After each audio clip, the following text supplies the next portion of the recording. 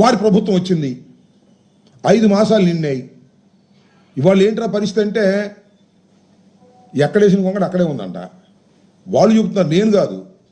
సాక్షాత్తు పవన్ కళ్యాణ్ గారు deputy chief minister వెళ్ళి చెప్తున్నాడు, పౌర సరఫరాల శాఖ మంత్రి గారు చెప్తున్నాడు, ఇంకా ఇక్కడ పీడిఎస్ రైస్ బియ్యం విచ్చలవిడిగా జరుగుతూ ఉంది. ఎవరి వైఫల్యం ఇది? జగన్మోహన్ రెడ్డి గారి వైఫల్యమా? వైఎస్ఆర్సీపీ వైఫల్యమా? మీ వైఫల్యం కాదా? పౌర సరఫరాల శాఖ మీరు తీసుకున్నారు. మరి చెక్ పోస్టులు ఉన్నాయి, 2 చెక్ పోస్టులు. ఆ చెక్ పోస్టులు దాటుకు వెళ్ళాలి, మళ్ళా కస్టమ్స్ క్లియరెన్స్ ఉండాలి.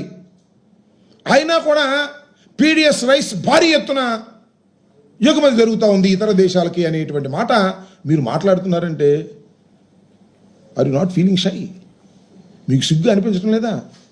ప్రభుత్వం మీకు వచ్చిన తర్వాత కూడా ఇంకా మీరు పీడిఎస్ రైస్ని ఆపలేకపోయారే మీ భాషలో. అదేమంటే అంత పెద్ద పోర్టుకి 20 మంది కానిస్టేబుల్సా? ఎంతమంది పెట్టాలి? పెట్టు, ఒక 2 లక్షల మందిని పెట్టు. ఎవడు కదన్నాడు? ఇవాళ మీ అధికారం వచ్చింది కదా, 5 మాసాల నుంచి పరిపాలన చేస్తున్నారు కదా, ఎందుకు మీరు పెట్టడం లేదు? పెట్టవచ్చు కదా. దానికి సమాధానం లేదు.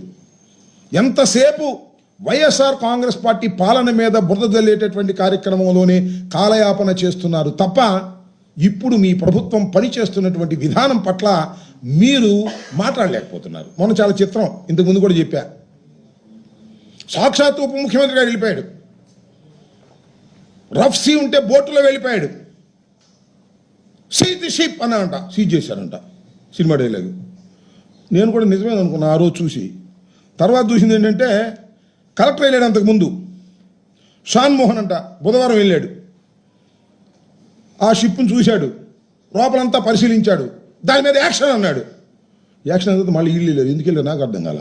కలెక్టర్ వెళ్ళాడు, ఒకసారి పరిశీలన చేశాడు, దానిలో దొంగ బియ్యం ఉందన్నారు, దాన్ని సీజ్ చేయాలన్నారు, అయిపోయింది కదా. మళ్ళీ ఇల్లు ఎందుకు వెళ్ళారు నాకు అర్థం కాల. నాకు మళ్ళీ వెళ్ళి సీజ్ ది షిప్ అన్నాడంట. అదేమో ఫ్రంట్ పేజీలో వీడియోలు గందరగోళాలు సినిమాటిక్లో. నాకు ఇది చూస్తే ఏమనిపిస్తుంది అంటే ఒకసారి కలెక్టర్ చేశాడు, మళ్ళీ ఈ నీళ్ళు మళ్ళీ చేశాడు. నాకు తనికల బర్లి సినిమా ఒకటి గుర్తుంది నాకు. దానిలో జరగాలి చెల్లి పెళ్ళి మళ్ళీ మళ్ళీ ఇది తంతు, మళ్ళా సీజ్ చేస్తారా? ఏమైనా అర్థం ఉందా? ఇది పరిపాలన అనేది? మీకు పరిపాలన అసలు అర్థమైందా? వాట్ ఇస్ ది అడ్మినిస్ట్రేషన్ మీకు తెలుసా? రఫ్సీలోకి మీరు వెళ్ళిపోయారు, వద్దని చాలామంది అన్నారు, అనేటువంటి ప్రయత్నాలు కూడా చేశారు. ఇంకో మాట కూడా చెప్తున్నా ఇక్కడ.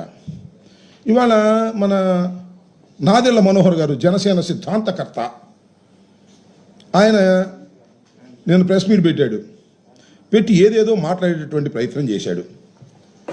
ఏమంటాడంటే ఈ కాకినాడ పోర్ట్ 5 సంవత్సరాల్లో విచ్చలవిడిగా బియ్యాన్ని ఎగుమతి చేశారు, దొంగ బియ్యాన్ని. నేను ఒక మాట ఇక్కడ ప్రజలు కన్ఫ్యూజ్ కాకుండా ఒక మాట చెప్పాలి.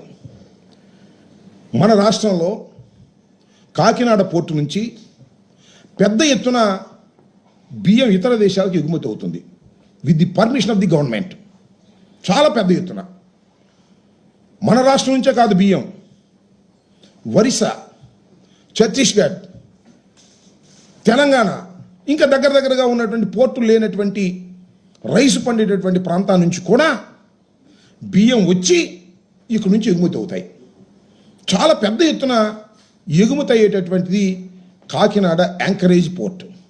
ఎందుకు ఇక్కడ ఇంత బాగా ఎగుమతి అవుతాయి అంటే యాంకరేజ్ పోర్ట్లో ధరలు తక్కువ.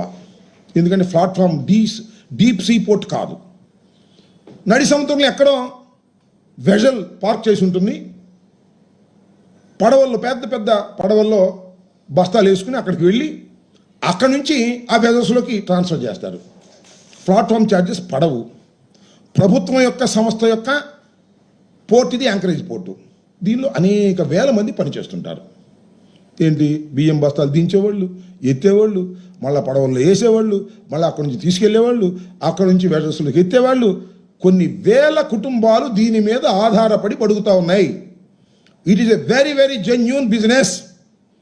మధ్యలో పీడిఎస్ రైస్ దొరబడతాడు, స్మగ్లింగ్, వాడిని పట్టుకోవాలి. ఇక్కడ చేయాల్సింది ఏంటి? అక్కడ అధికమైనటువంటి పోర్ట్లో ఎగుమతులు జరగాలి, పీడిఎస్ రైస్ని ఫిల్టర్ చేసి పట్టుకోవాలి. ఇది సింపుల్గా చేయాల్సినటువంటి పని.